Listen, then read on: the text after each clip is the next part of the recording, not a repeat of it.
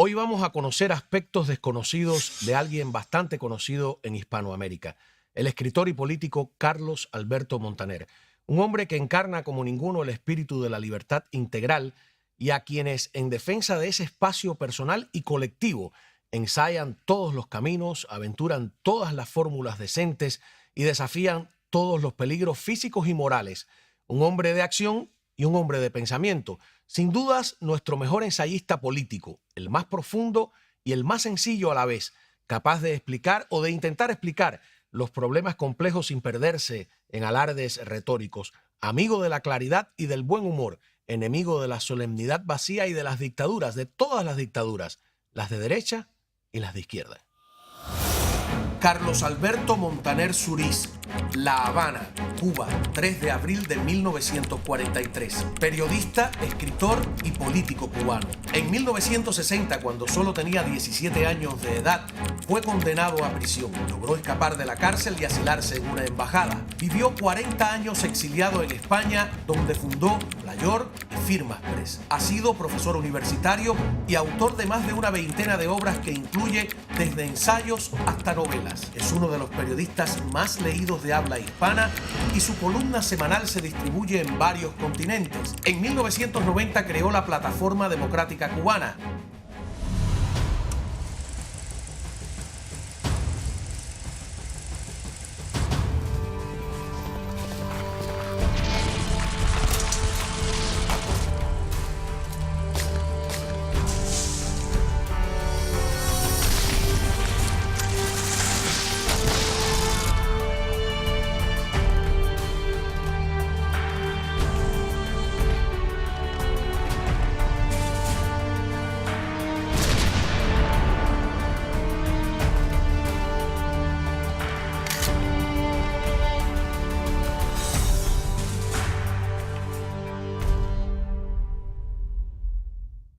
Lo peor del régimen comunista es el hecho de que son los seres dedicados a decirles y a dictarles a los demás cómo tienen que vivir sus vidas, qué tienen que hacer, cuánto van a ganar,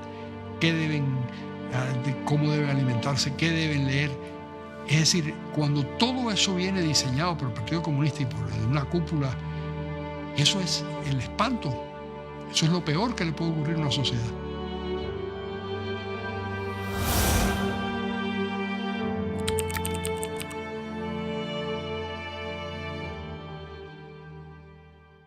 Mi primer recuerdo político cubano es la muerte de Eddie Chivas, el suicidio de Eddie Chivas.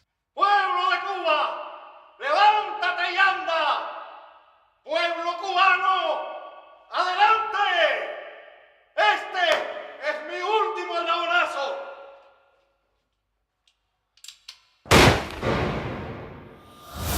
En mi casa fue una conmoción muy grande porque mi padre era del Partido Ortodoxo, estaba muy vinculado a Chivas y yo, que era un niño, yo nací en el 43, Chivas se suicida en el 51, creo que fue, de manera que era muy pequeño, pero recuerdo aquel episodio como recuerdo, por ejemplo, la presencia de Fidel Castro en mi casa con Mirta Díaz Balart y con su hijo recién nacido, que era Fidelito en ese momento. Yo recuerdo un tipo muy grande que tomaba café constantemente y fumaba puros y que a mi madre quizás le molestaba un poquito aquella cosa de aquel hombre que demandaba café constantemente. Esa es la imagen de Fidel en su visita a la calle Tejadillo, donde teníamos nosotros nuestra vivienda, que era una vivienda de clase media, relativamente, era modesta. Mi madre era maestra, mi padre era un periodista sin grandes salarios, ni mucho menos. Por esa casa, esa sí era una casa que recuerdo muy bien, la casa terminaba en la catedral, oía incluso las campanadas de la catedral. Carlos Alberto Montaner lleva medio siglo fuera de su patria, toda una vida. Sin embargo, es difícil encontrar a alguien más cubano. Cuba está en su obra y en su quehacer. Vivió 40 años en España y nunca se le pegó el acento. Todos hemos conocido a algún que otro que Al mes de estar allá es un baño de setas, pero Montaner nunca dejó de hablar y de sentir como el niño aquel que creció en el corazón de La Habana Vieja, cerca de la catedral, a un paso de la bahía y del Parque Cervantes. Caminaba por aquellas calles de La Habana Vieja cuando era un niño en esa época y me gustaba el olor del puerto, me gustaba las familias que vivían ahí. Y recuerdo las visitas también de Pepe Jesús Ginjaume. Pepe Jesús Ginjaume, su segundo apellido es Montaner, era un primo hermano de mi padre que era el jefe de la UIR. Pepe de Jesús Ginjaume no es un personaje menor. Era un revolucionario de armas tomar en una época conocida como la del Gatillo Alegre.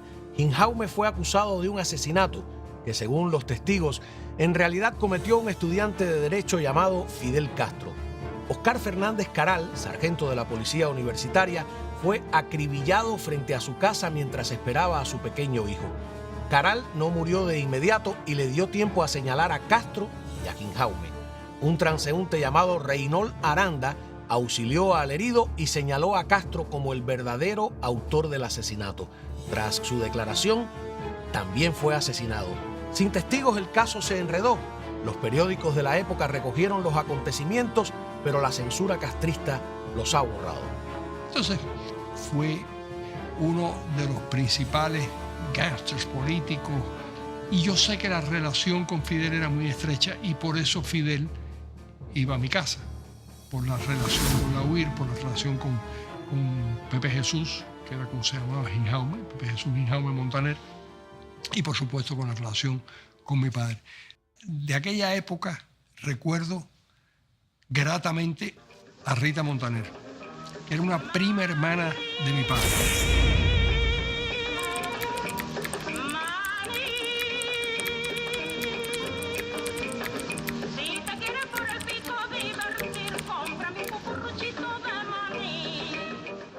Rita Montaner tampoco es un personaje menor.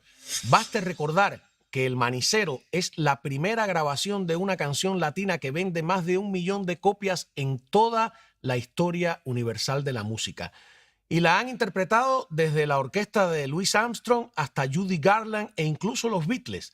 Rita Montaner fue la primera en cantarla en 1928 para la Columbia Records. Esa era la atmósfera que yo recuerdo. Era un hogar ortodoxo, esas extrañas visitas de tiratiros de la UIR, y así entramos en la Habana Militar, que era una escuela de élite, pero era una escuela militar basada en la superstición de que las personas indisciplinadas ahí se disciplinaban. Ahí las personas indisciplinadas, lo que sufrían mucho, que era mi caso.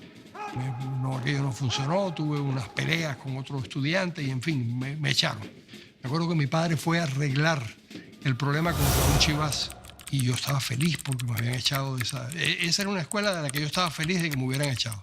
Pero no porque fuera una mala escuela, sino porque yo no era una escuela para mí. Yo era una persona que la disciplina militar me mortificaba mucho. Y entonces me llegó mi padre y me dijo, Raúl Chivas quiere reconsiderar y revocar la decisión. Entonces yo fui a una reunión, yo era un niño de 11 años, 12 años. ¿Pero cómo es posible, mijo? Llevas tanto tiempo aquí en la escuela militar y todo esto lo estamos haciendo por tu bien. Y entonces Raúl Chivas, me acuerdo que la mirada de Raúl Chivas que miró a mi padre le dijo, mira, no hay manera, este tipo no tiene salvación dentro de una escuela militar. Entonces me fui al instituto y ahí en el instituto fui feliz de alguna manera. ¿Por qué? Porque nadie me controlaba, pues iba en el momento en el que yo quería. Empecé a trabajar muy jovencito, a los 15 años, en maternidad obrera, pero en el departamento de contabilidad escribía ahí unos menús y unas cosas. De alguna manera, mi conciencia política creció y se expandió durante la lucha contra Batista. Yo me sentía muy antibatistiano, me sentía que rechazaba aquel régimen de oprobio. Sabía exactamente lo que decía, pero sí sabía que visceralmente esa era mi reacción. En el año 57 íbamos al Comodoro Yacht Club, que era una sociedad que tenía muchos miembros y que además permitía que los muchachos fueran a jugar squash y a bañarse en las piscinas, qué sé yo. Y estaba allí cuando estalló una bomba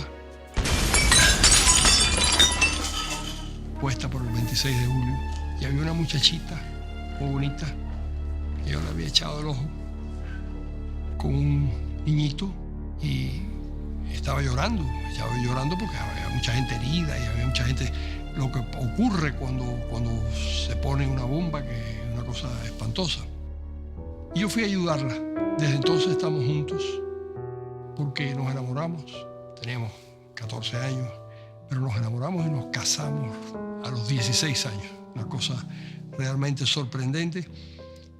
Los recuerdos políticos más intensos, como a todos los cubanos, como nos ocurrió a todos los cubanos, fueron los días los primeros días de enero de 1959. Yo creo que esa es la semana más feliz que yo he tenido en mi vida.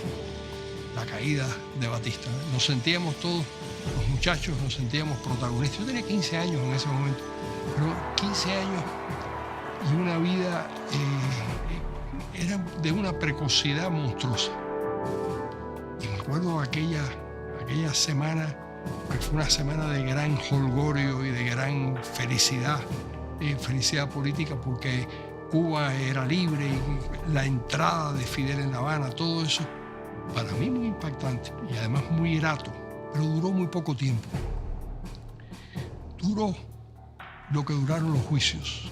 Cuando yo vi aquellos juicios que eran realmente un escarnio en contra de personas que podían haber sido batistianas o no, como el director del Instituto del Vedado, que era un tipo que había sido batistiano, pero no era una persona mala, ni mucho menos, y lo condenaron a no sé cuántos años de cárcel, o cuando aquella cosa de Sosa Blanco.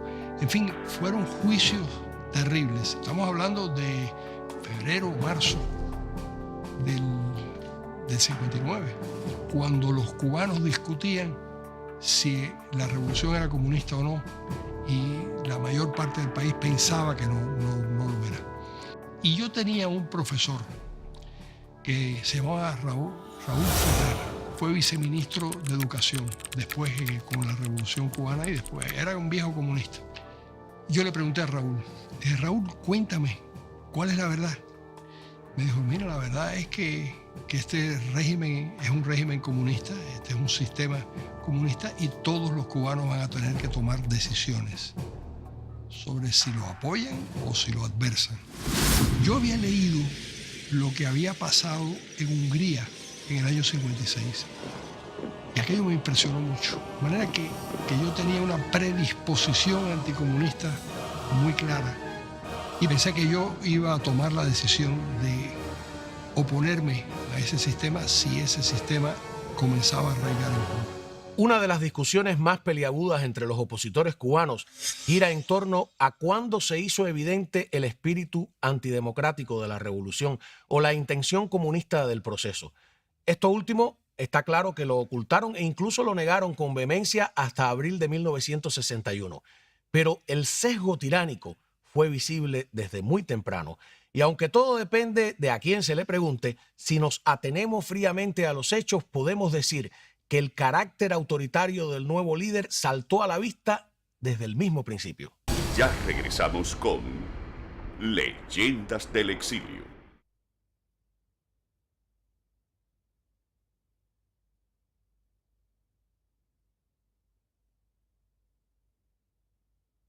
Estamos presentando Leyendas del Exilio.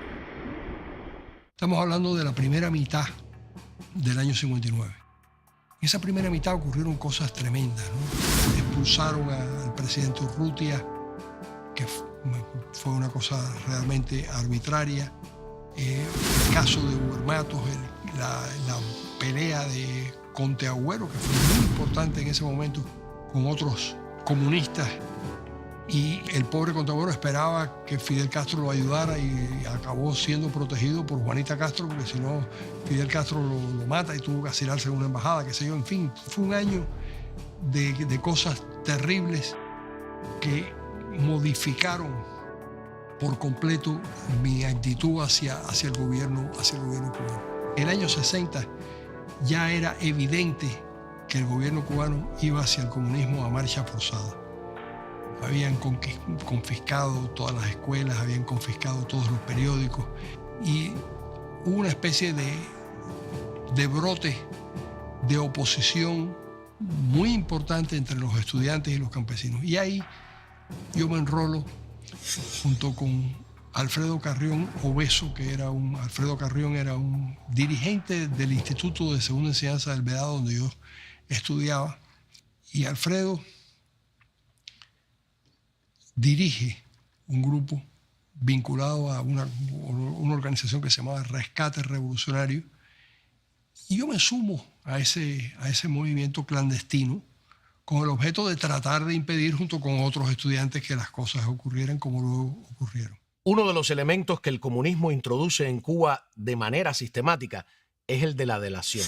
Al instaurar un régimen policíaco, la figura del delator se hace cotidiana, incluso obligatoria. Le llaman combatividad, un eufemismo, y en las escuelas castristas es una de las supuestas virtudes que deben evaluar los maestros. Pero en el año 60, cuando transcurren los hechos que narra Montaner, un personaje como este no puede justificarse diciendo que le han lavado el cerebro, pues no ha habido tiempo para ello. Es por lo tanto un traidor tradicional, un personaje despreciable al que no le importó jugar con la vida de sus amigos personales y de la familia de estos, pues en aquellos años convulsos te mataban sin mucho trámite. Me viene a ver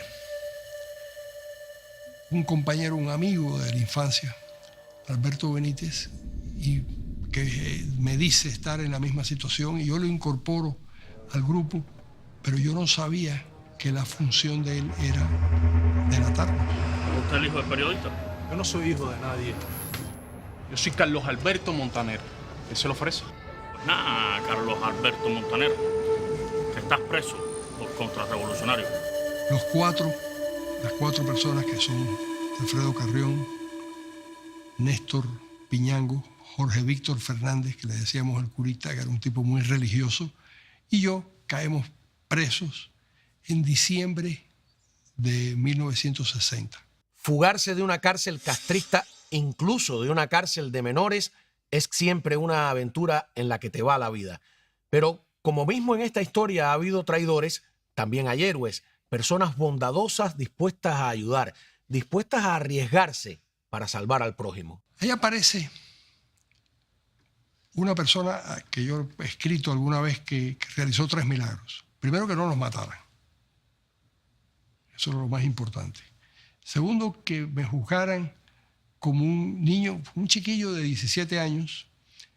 Y tercero, que me pusieran en una cárcel de menor rigor hasta cumplir los 18 años, que era el antiguo Torrens, que se llamaba, en ese momento se llamaba Piti Fajardo. Y ahí Víctor de Yurre consiguió a una persona que era un oficial del ejército rebelde, que si nosotros conseguíamos fugarnos de la cárcel, nos iba a sacar de la finca, porque Torrens estaba en una finca. Había que fugarse de la celda, había que fugarse de la cárcel y había que fugarse del perímetro de esa finca que era muy grande. Y eso todo salió bien. Lo he contado todo en una novela que se llama Perro Mundo, que tiene elementos novelescos. Oye, ¿qué es eso? Yo lo vi, compadre. Eso no es contraseña. ¿Qué coño contraseña? ¿Qué contraseña? Eso es un cigoto, no sabes qué canta. ¿Qué rayo es un cigoto? Anda, se ve que eres de la mano, hermano. Un pájaro, un ave. Es la única ave que conozco, ese pollo, y me lo como frito en fricasé. Debe haber sido un pájaro, pero desde allí se veía en donde estaba el jeep, que se habían equivocado. Y ahí nos escondió mi tío, o mi primo hermano, no sé, primo segundo, Pepe Jesús y Jaume Montaner, con un grupo anarquista. Se portaron muy bien, realmente se portaron muy bien.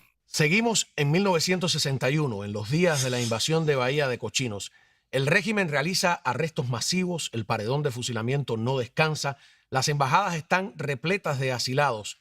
En esa época aún se respetaba parcialmente la inmunidad de las sedes, pero en medio de las tensiones internacionales, tras la declaración del carácter marxista de la Revolución Cubana, se produce un rompimiento en cadena de las relaciones diplomáticas con varios países de América Latina y muchos asilados se vieron de pronto desamparados.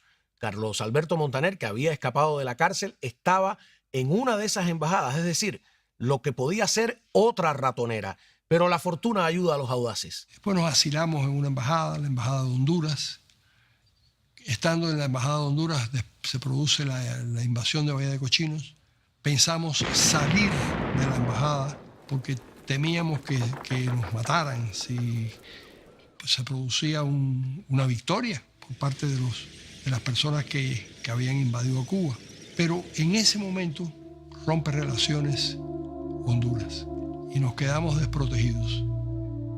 Cuando llegó Josefina H., que era como se llamaba la encargada de negocios de Venezuela con la bandera venezolana, y se portaron tan extraordinariamente bien que desde entonces yo guardo una especial gratitud hacia Venezuela, la Venezuela de Rómulo Betancourt, pero en general aquella Venezuela que protegió a tantas personas. Salimos 150 o 140 asilados 6 meses más tarde, en septiembre de 1961.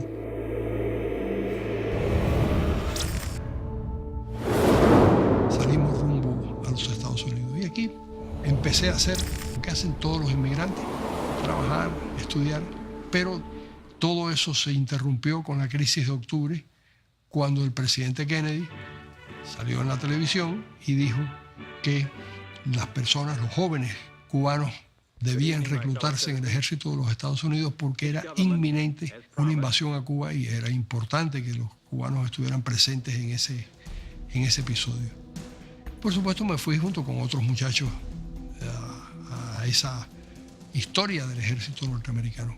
El castrismo había metido a Cuba en el corazón de la Guerra Fría, declarando abiertamente una dictadura comunista, alineándose sin tapujos con el imperialismo soviético, recibiendo de ellos armas, asesoría y financiamiento.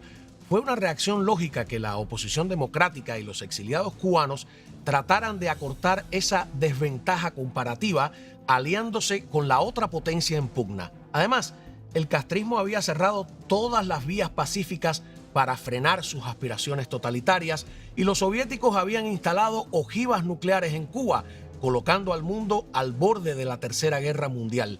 Alistarse fue una cuestión de honor y de supervivencia. Montaner otra vez se mostró dispuesto a arriesgar la vida.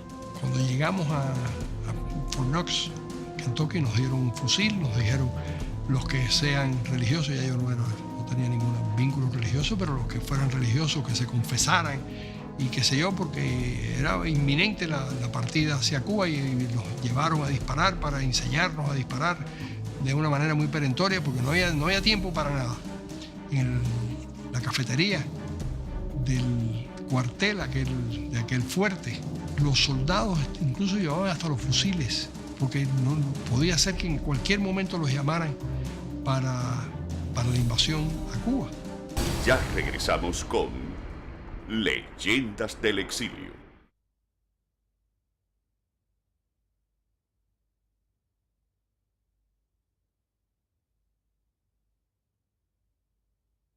Estamos presentando Leyendas del Exilio.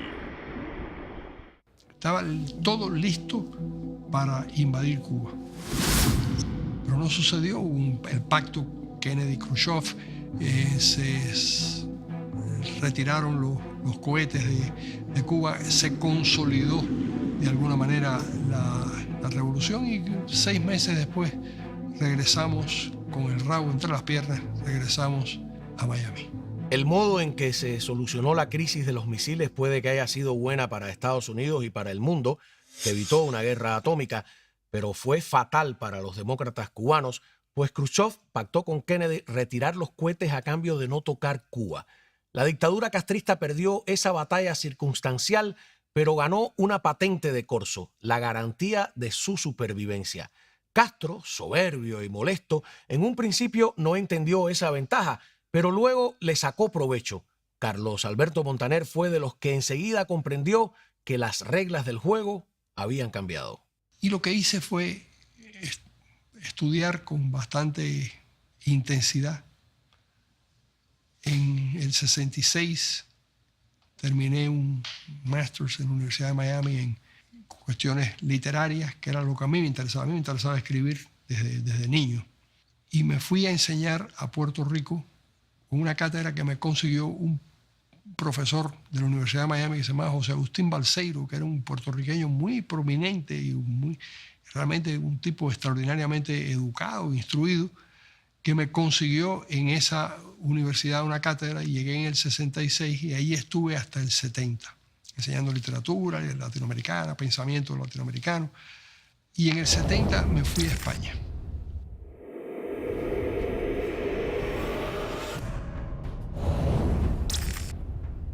Montaner, desde su residencia en Madrid, en medio del debate ideológico que provocan sus escritos, enfrenta una batalla no menos difícil, pues el grueso de la intelectualidad que le rodea es fervorosamente de izquierda, y Montaner, en el apogeo de la influencia de la Revolución cubana, nadando a contracorriente, da muestras de tener un gran coraje intelectual. No se adapta, no se acomoda, sino que da la batalla. Por eso se convierte en un referente para la intelectualidad y para la oposición democrática cubana.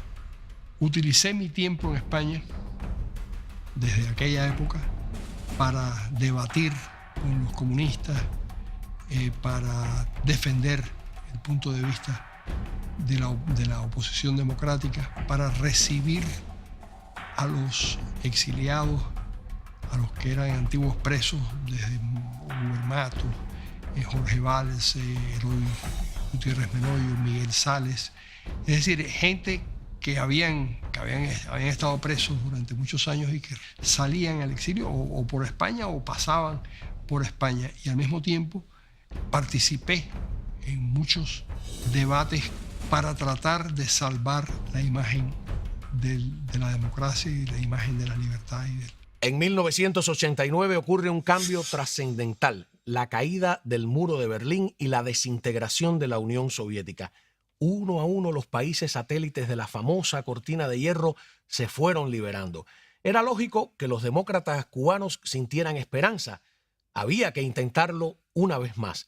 Nadie podrá decir en el futuro que no se agotaron todos los caminos. Todo esto empezó a cambiar, es decir, la función de la defensa de la libertad y la democracia empezó a cambiar cuando se vio que había una oportunidad de que las cosas ocurrieran en Cuba como ocurrían en Europa del Este, y eso fue a partir de Gorbachov. Los rusos sentían la necesidad de liberarse de la Unión Soviética, que son dos cosas distintas. El peso de la Unión Soviética, el peso de Cuba, el peso de Etiopía, el peso de los satélites era demasiado y estaba hundiendo a los propios rusos. O sea, el grito de liberemos a Rusia del peso de la Unión Soviética lo escuché yo allí. Es curioso observar que tras la caída del muro de Berlín y la desintegración de la Unión Soviética pudieron liberarse los países satélites de Europa, pero las dictaduras comunistas que estaban fuera de esa esfera geográfica lograron sobrevivir. En el caso de China y Vietnam, realizando reformas económicas de corte mercantilista, pero también reprimiendo, como en la plaza de Tiananmen. En el caso de Corea del Norte, encerrándose aún más, y en el de Cuba, fusilando a generales como Ochoa, encarcelando a opositores como en la Primavera Negra y ensayando una suerte de alianza entre la élite militar y una controlada inversión extranjera. Querían quitarse de arriba la responsabilidad de sostener a esos regímenes que por el sistema terriblemente improductivo del comunismo, no funcionaban. Y pensé que en Cuba podía ocurrir una cosa parecida. Yo recuerdo que en esos viajes me acompañó y tuvo un papel muy distinguido Juan Suárez Rivas cuando creamos la Unión Liberal Cubana, un partido liberal en el sentido europeo de la palabra, en el sentido latinoamericano de la palabra, no en el sentido que le dan al liberal en los Estados Unidos. Es una palabra muy confusa en Estados Unidos, pero no en Europa. Esa confusión en torno al término liberal fue utilizada no solo por los castristas, sino también por quienes desde el exilio estuvieron recelosos de que un intelectual de su peso estuviese dispuesto a poner su prestigio en juego lanzándose de lleno a la movediza arena política. En esas circunstancias, Montaner fue audaz. Creó el primer partido político de la historia de Cuba que renuncia a la violencia como método de lucha, pero sin condenar a quienes habían empuñado las armas. Y Montaner no titubeó a la hora de apoyar a la naciente disidencia interna cuando muchos desconfiaban de ella y de respaldar, por ejemplo, a Osvaldo Payá Sardiñas cuando algunos no le comprendieron. Es decir, demostró estar listo para intentar nuevas estrategias. Ya regresamos con Leyendas del Exilio.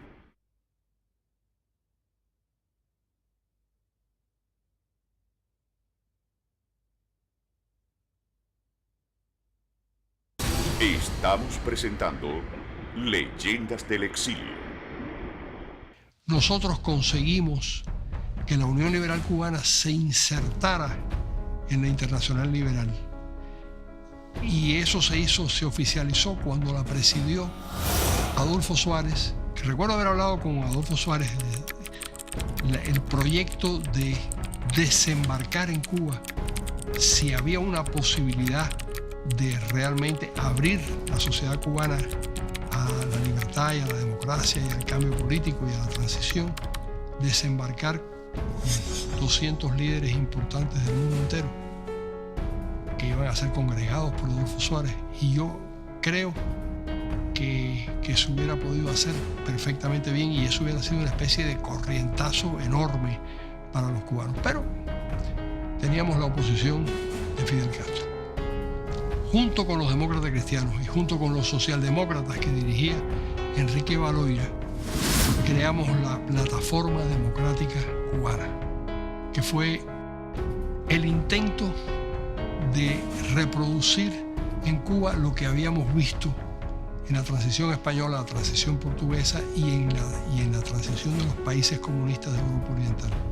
Es decir, que el régimen terminara sin desplomarse sobre los cubanos, sino que terminara dentro de las instituciones, que terminara por un procedimiento electoral que fuera una cosa limpia y transparente. Pero aquello no funcionó. ¿Qué pasó? Bueno, pasó que Fidel Castro creó un modelo de supervivencia económica que ya no era marxista ni mucho menos, pero que sí era colectivista. Y es el capitalismo militar de Estado, donde las 2.500 empresas más importantes del país están en manos del Estado, del sector público, y están controladas, administradas y gerenciadas por los militares. Montaner se convirtió en una suerte de embajador itinerante de los demócratas cubanos, recibido en las cancillerías, escuchado con atención por los presidentes y en el Parlamento Europeo.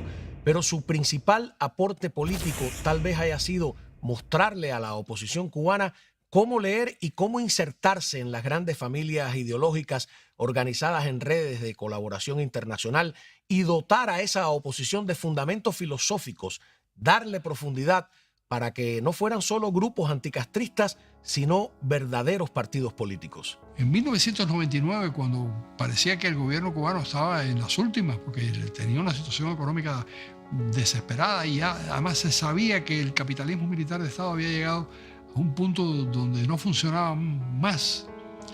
Aún así, aparece Chávez en el horizonte y empieza a ayudar masivamente al gobierno cubano. Y lo empieza a ayudar porque Chávez, entre otras cosas, es elegido presidente de Venezuela como consecuencia de la labor de los operadores políticos cubanos, que son bastante sabios y bastante hábiles en las cosas que hacen.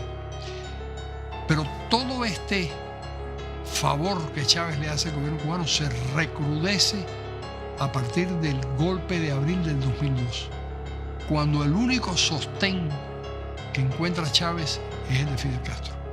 Me acuerdo, por ejemplo, Aznar me contó, José María Aznar, que nos ayudó mucho también en su momento, me contó que Fidel Castro lo llamó por teléfono, el presidente de gobierno de España, para que intercediera e impidiera que mataran a Hugo Chávez en Venezuela.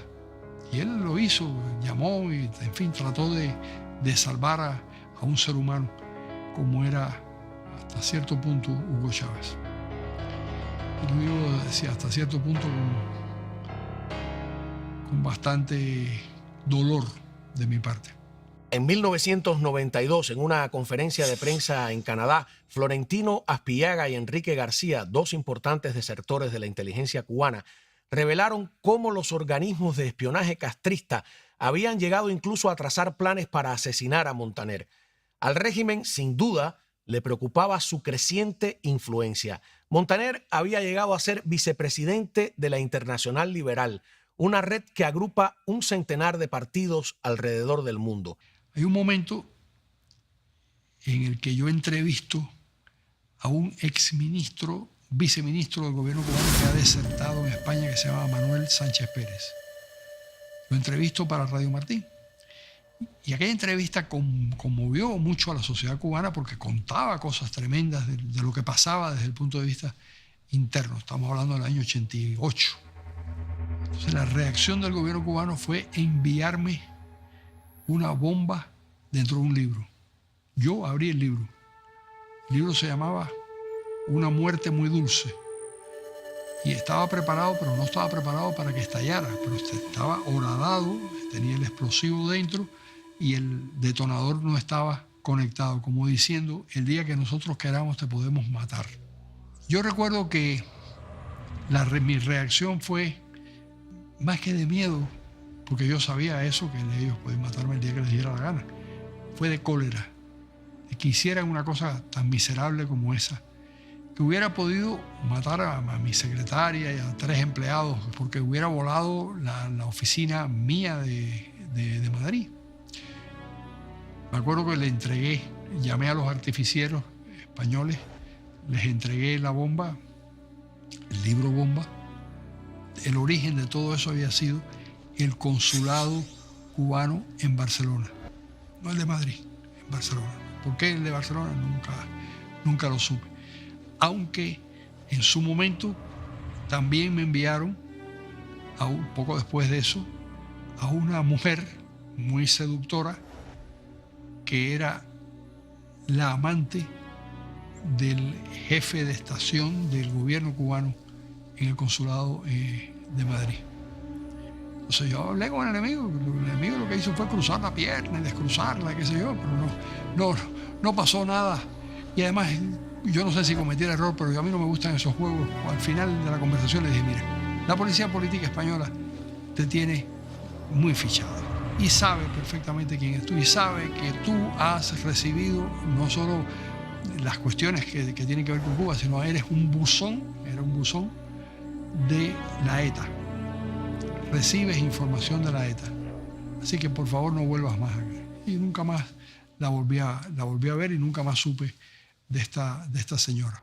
Ya regresamos con Leyendas del Exilio.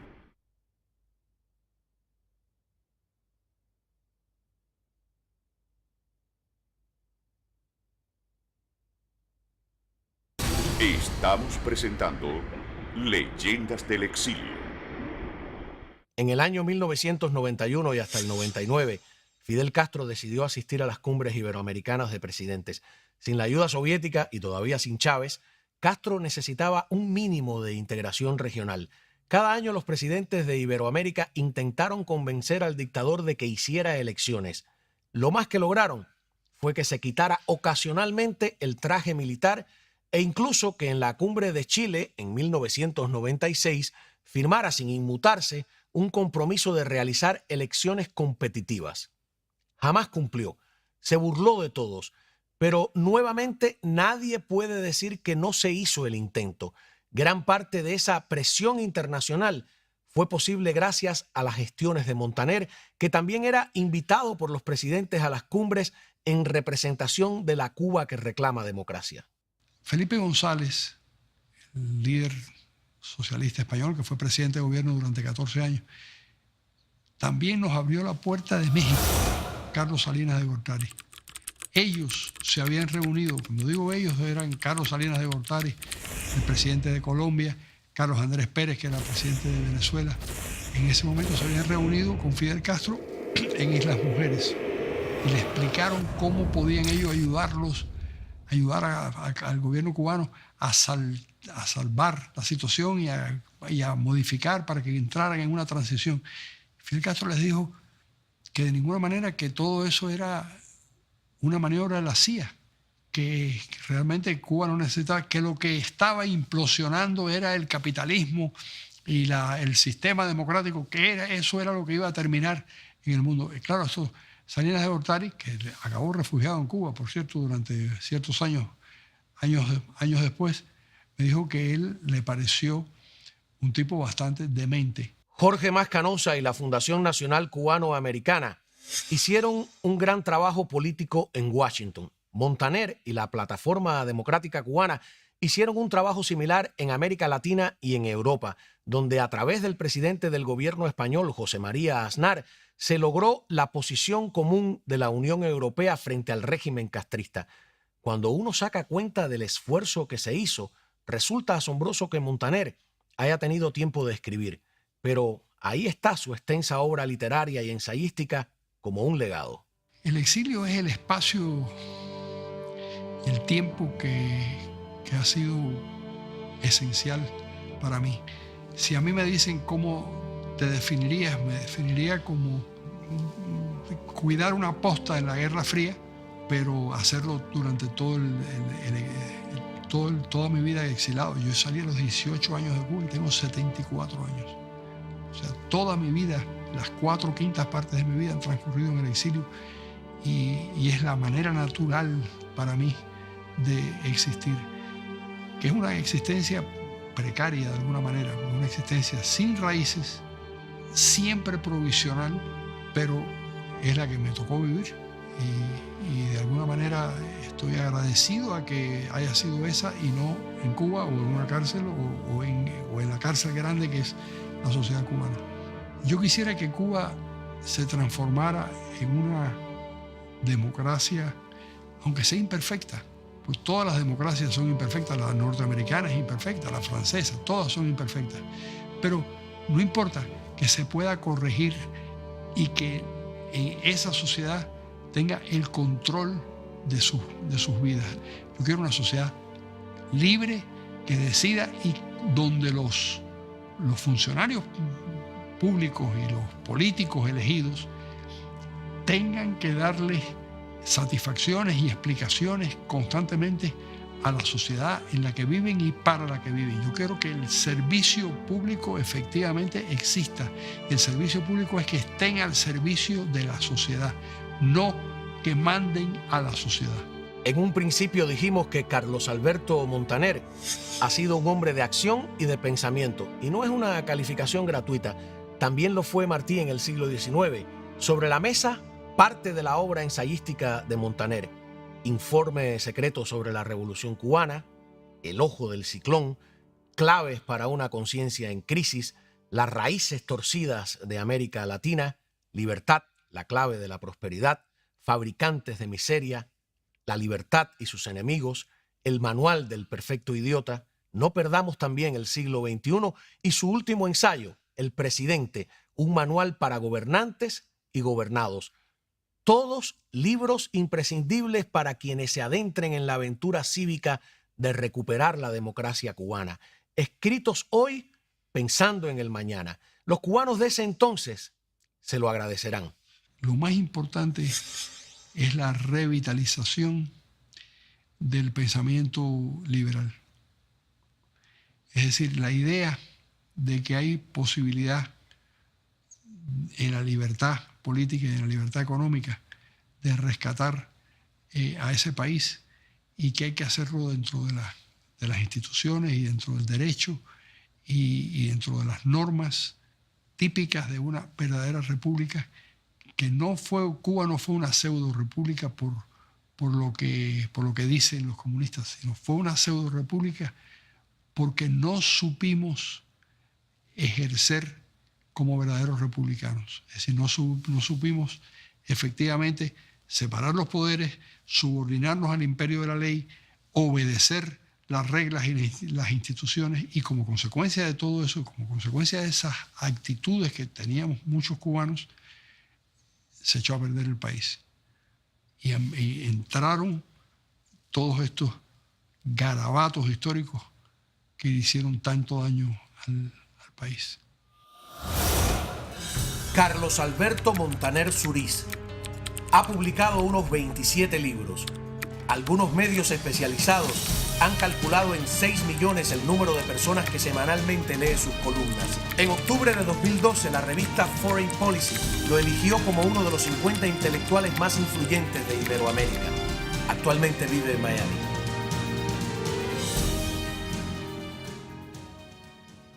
En Nueva York vivió muchos años Martí y el padre Varela escribió más que en La Habana. En Central Park, al lado de Strawberry Fields, se forma tremendo rumbón y arde Manhattan. Cuentan que hace ya tiempo en Nueva York a Narciso lo ve una vez.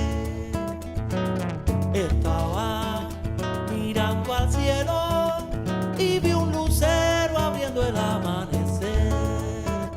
Wow.